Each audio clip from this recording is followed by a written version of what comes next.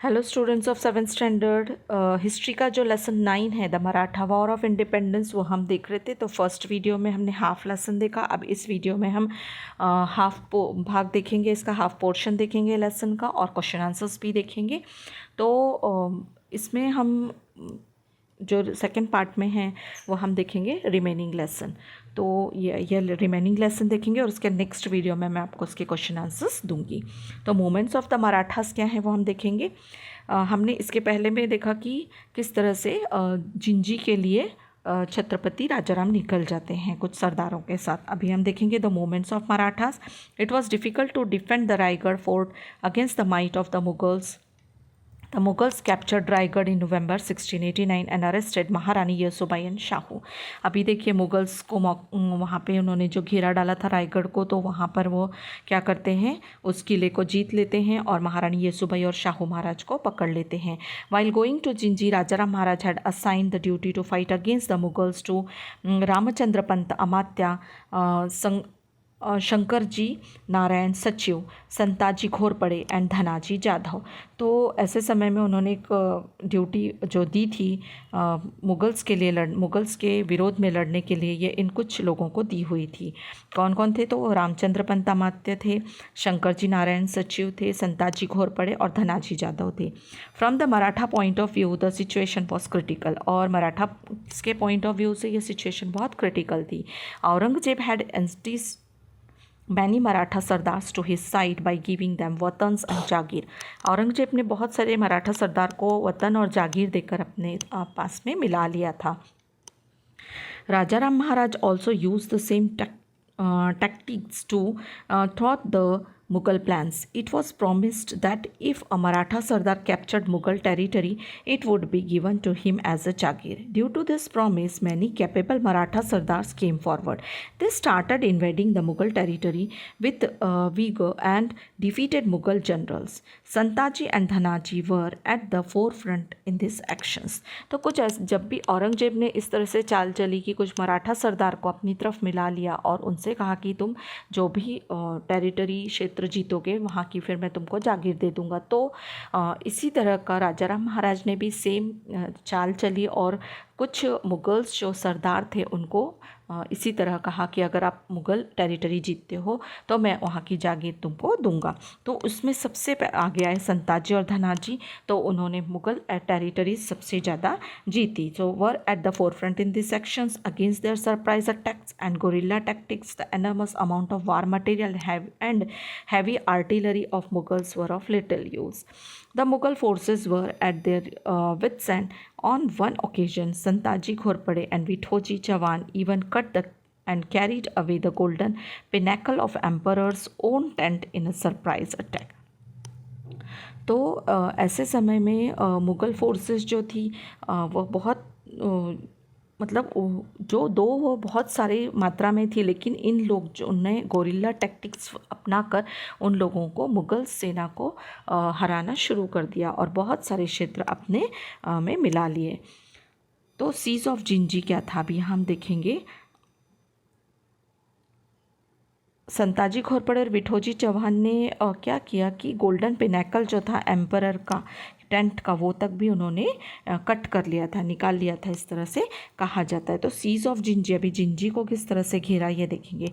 Once Raigad was captured the emperor sent Zulfikar Khan to south of the on the campaign of Jinji. अब Mughal emperor ने क्या किया, जिंजी की तरफ जुल्फिकार खान जो था उसे भेजा। He led siege to the fort of Jinji, और उसने जिंजी जो किला था उसे घेर लिया। The Marathas defended the fort bravely for nearly 8 years। तो मराठा ने फिर भी 8 सालों तक लड़ाई की। The Mughal forces engaged in the siege were fiercely attacked from outside by Santaji and Dhanaji. Rajaram Maharaj escaped through the siege and returned to Maharashtra. Later, Zulfikar Khan captured the fort of Jinji. तो continue ये था forces जो थी खूब फायरसली लड़ रही थी और बहुत मुश्किल से फिर जो राजा राम महाराज थे वो कहाँ निकले, उस पूरे घेरे में से निकलकर महाराष्ट्र की तरफ आए और उसके बाद जुल्फ़िकार खान ने उस जिंजी के किले को भी कैप्चर कर लिया, मतलब ले लिया। The return of Raja Ram Maharaj to Maharashtra gave a boost to Maratha activity. The Marathas attack the Mughal territories of Khandesh, Varhad and Baglan.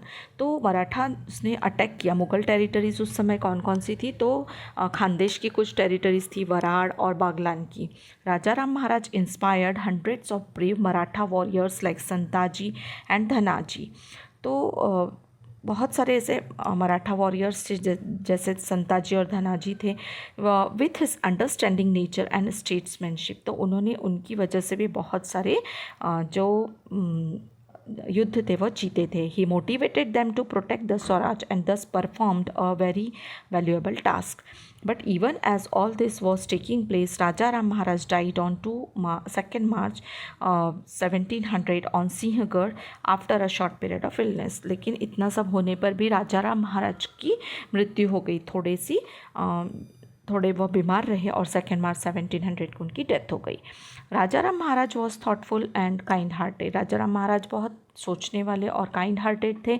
He brought together all the capable people in Maratha empire. उन्होंने बहुत सारे कैपेबल लोगों को मराठा एम्पायर में इकट्ठा किया रखा था। He united them, created a new enthusiasm amongst them. After the death of Sambhaji Maharaj, he fought against Aurangzeb for 11 years with great courage and tenacity. तो देखिए, मतलब संभाजी महाराज की डेथ के बाद कंटिन्यू 11 ईयर्स तक जो महाराजा राजा राम थे उन्होंने युद्ध किया था मुगल्स के अगेंस्ट में। Raja Ram Maharaja's great achievement is that he protected swaraj in those extremely difficult time. तो सच में उन्होंने बहुत डिफ़िकल्ट टाइम में भी स्वराज को बचा कर रखा था। While describing Raja Ram Maharaj, noted historian Riyasatkar G S Sardesai has used the adjective sthir buddhi, level headed. He can not be described in better words than this. कि उन्होंने जी एस सरदेसाई जो हिस्टोरियन, उन्होंने लिखा है कि वो बहुत लेवल हेडेड थे, मतलब बहुत अच्छा सोचने वाले व्यक्ति थे। इस तरह से उनका वर्णन किया है। नाउ अब महारानी ताराबाई के बारे में हम देखेंगे। After the death of Chhatrapati Raja Ram Maharaj, Aurangzeb thought that he had one the war against the Marathas. अब छत्रपति राजाराम की डेथ के बाद औरंगजेब को ऐसा लगा कि अब मुझे मराठास का राज मिल जाएगा, but it was not so. लेकिन ऐसा हो न सका। Aurangzeb was winning battle after battle but he could not win the war. वो युद्ध पे युद्ध औरंगजेब करता चला जा रहा था, लेकिन वह अभी तक युद्ध जीता नहीं था। Maharani Tarabai, the capable wife of Raja Ram Maharaj, came forward to lead the Swaraj movement in extremely unfavourable circumstances. तो राजा राम महाराज की जो वाइफ थी महारानी ताराबाई आगे आई और उन्होंने इस अनफेवरेबल सर्कमस्टांसेस में भी स्वराज को बचाने की कोशिश की। कंटेम्प्रेरी मुगल हिस्टोरियन खाफी Khan describe Maharani Tarabai as an intelligent and knowledgeable women. तो खाफी खान नाम के जो हिस्टोरियन है उन्होंने ताराबाई के बारे में, महारानी ताराबाई के बारे में लिखा है कि वो बहुत इंटेलिजेंट और नॉलेजेबल वुमन थी।